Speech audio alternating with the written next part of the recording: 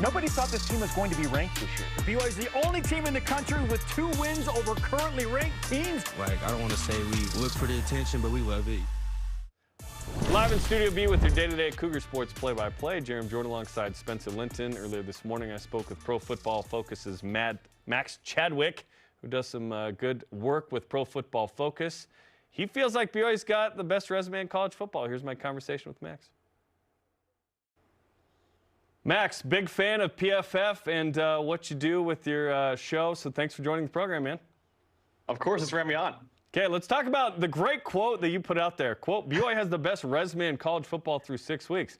We love to hear it. We drink the blue Kool-Aid, put on the blue goggles here. Why do you feel like the Cougars have the best resume in college football?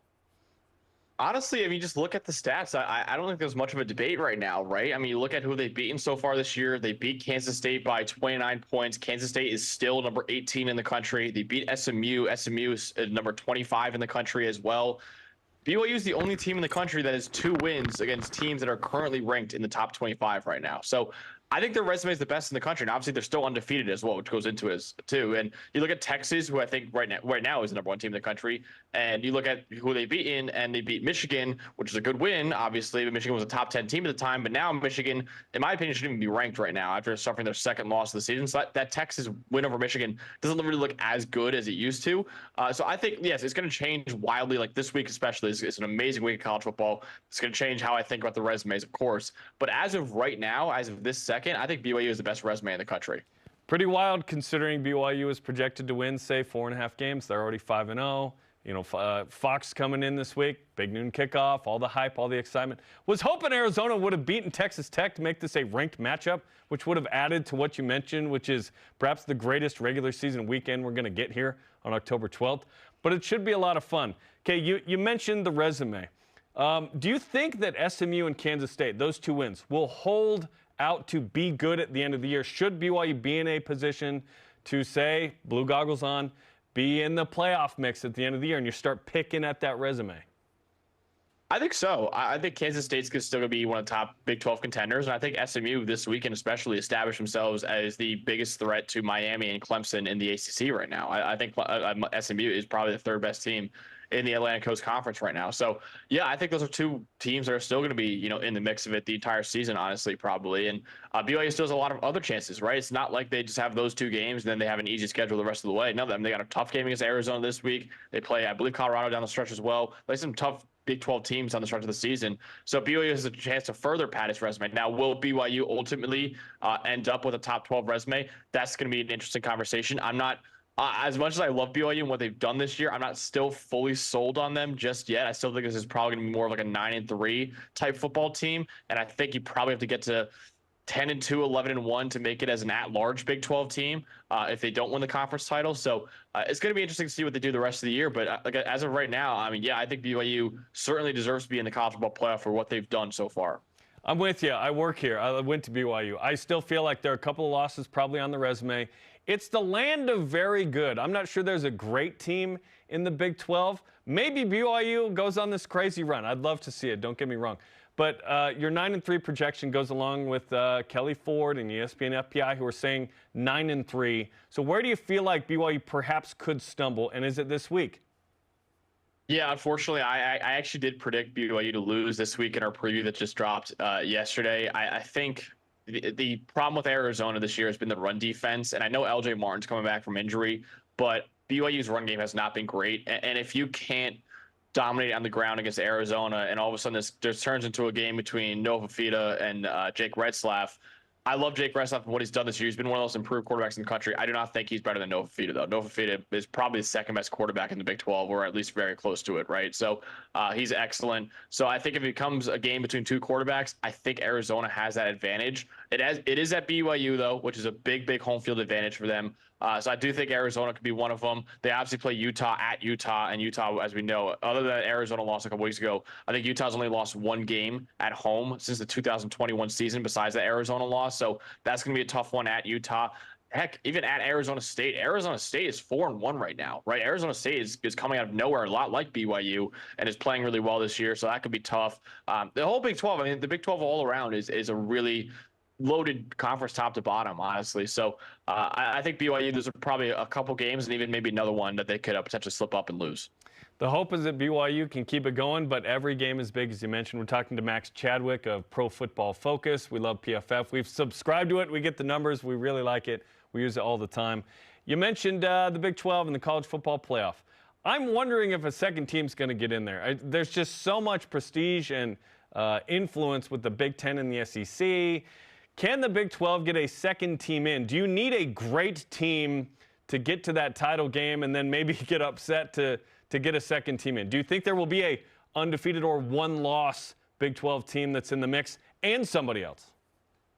That's what's going to be a little worrisome if you're a Big 12 fan, because I just think this conference is like the Pac-12 in years past in a 14 playoff era. They're going to cannibalize itself, I think, this year. It's just, there's not really a clear, like, oh, this is the team or anything like that.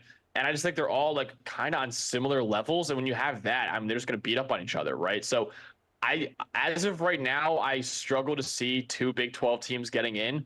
Obviously, the conference champion is automatically getting in, but I don't know if we're going to get two Big 12 teams right now, because it's not because of a lack of talent. I just think it's because that they're going to beat up on each other and they're going to cannibalize itself, honestly. So, yeah, I think that's why I'm a little queasy saying Big 12 is going to get two teams in, especially with the SEC looking as good as it does this year, the Big 10 looking as good as it does this year, and the ACC has to get a team as well. And then you still got Notre Dame hanging around if they can run the table the rest of the year, which I'm not sure they will. But if they do, they will be in the playoff.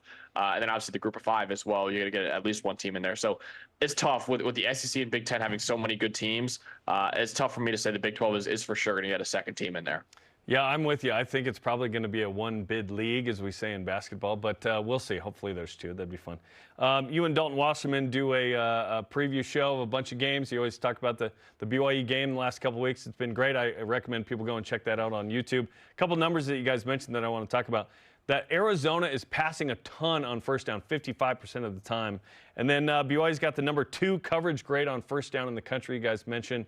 What do you see in that matchup of BYU's very effective secondary and pass defense against, obviously, Fafita and McMillan, who might be one of the best combinations in the country of wide receiver and quarterback? Yeah, I think that's an advantage for BYU in this game. I think that you look at that number, and I understand like it's getting really into the weeds when you're just talking about one single down, but like Arizona kind of puts themselves behind the 8 ball a lot on first downs this year, right? So they're not really doing great on first down, and when you do that, and also you have a 2nd and 10, that makes it really hard for you to start picking up first downs consistently, right? You need to have a good drive starter or even a good series starter to get there. So I think that they are really kind of trying to force the ball to Tetro McMillan a lot right now, which is understandable. He's the best receiver in college football, most likely. But at the same time, like they've got to do a little bit better job of getting to second and manageable, right? And I think BYU, like that stat shows, is BYU's been very good in coverage on first down. So Arizona, it's a big key in this game that they need to have good plays on first down to set themselves up for easier plays on 2nd and 3rd down instead of getting to 2nd and long or 3rd and long, honestly. I'm really intrigued by Arizona. Tacario Davis is a 6'4" corner, which is like the tallest corner in recorded history. And then Tyler Loop is one of the most fun field goal kickers. The ball flies off his foot at elevation. He might make a 60-yarder. Arizona's interesting, right? They had that 9-game win streak snapped by Kansas State on a Friday night. Looked foolish in Manhattan, as many teams do. But then they win at Utah, and then they don't hold serve at home against Texas Tech. So what do you make of the Wildcats, who seem like they can be really high, very high, but then at times you're like, what team is that? Yeah, they're such a roller coaster, and it's so frustrating for us because we actually picked Arizona to win the Big 12 preseason. And I believe we're some of the only people who did that because we saw the talent they have, the top end talent they have is great, right? Noah Fafita is one of the best quarterbacks in America. Tetro McMillan, like I said, is probably going to be a top 5 pick in the NFL draft. Tacario Davis, like you mentioned before, he's probably going to be a first-round pick as well. Jonas Avainea, the right tackle, is probably going to be a first-round pick as well. So they have so much talent on that roster. The problem is that they're very top-heavy. It's a top-heavy team. So it's those star players and then not much else after that. So that's what's caused Arizona to lose these games, that, hey, if your star players are not performing, you're not going to win these games, right? And BYU, for example, is kind of an opposite of that, right? Where they don't really have a true superstar on that team. But what they have is an all-around good team. Like, not very few weaknesses that you're seeing on BYU's team so far. And that's why they're 5-0 right now, right? I'd rather have a team that's good all around than a team that's just so dependent on a couple star players. But the reason why I'm still picking Arizona in this game is because I think Arizona matches up a little bit well with them. And I think if those star players perform well with Takario Davis and Noah Fifita and Tetro McMillan and everyone else, I think they could be a really good team. It's just a matter of if those star players can actually carry them to victory. And I think it's possible in this game against BYU. My favorite thing in the previews of BYU is that Dalton busts out, and you always mention it, the PFF ratings preseason of all the quarterbacks that Jake Retzlaff took personally, right? This week you guys said, no, he's not going to run for 200 yards, but what if he runs for 150? He's BYU's leading rusher still because of a lot of issues, right? So what do you make of Jake Retzlaff's performance this year? And please continue the fodder to motivate him in any way. Yeah, I guess we have to, right? We're taking full credit for the Jake Retzlaff resurgence. No, I'm just joking. He's been amazing, right? I think he's the biggest reason why BYU is 5-0 right now, because last year he had like a 48 grade, which was obviously very bad, and why Dalton had him as the worst quarterback in the Big 12, which those rankings are really just reflective of what you've done in the past, right? It's not really too much of what you're going to do in the future. So that's why he was the lowest ranked quarterback in the Big 12, but to his credit, he improved dramatically, right? He had a 48 grade last year. He has a 78 grade this year. So making him bigger by 30 points is a massive jump for any player. And that's the biggest key, right? Because you look at BYU and the run game, just like last year, hasn't been good. And the reason why they struggled last year is because the run game wasn't good and the passing game wasn't good on offense. This year, you at least have the passing game to rely on right now. So Retzlaff has been great. He's been a big improvement for them. And like I said, he's been the biggest reason why BYU is 5-0 right now. So we'll see if he proves us wrong this week with the rushing ability against Arizona, because I think that is the key for Arizona's run D too, is that Arizona, when they've struggled on run defense, it's either been to an elite running back in Taj Brooks, which I like LJ Martin. LJ Martin's not an elite running back yet. He's still a young kid, so we'll see. Or it's been to a team that has a quarterback who can run with the best of them, right? Avery Johnson from Kansas State, Devin Dampier from New Mexico. Those are two elite rushing quarterbacks.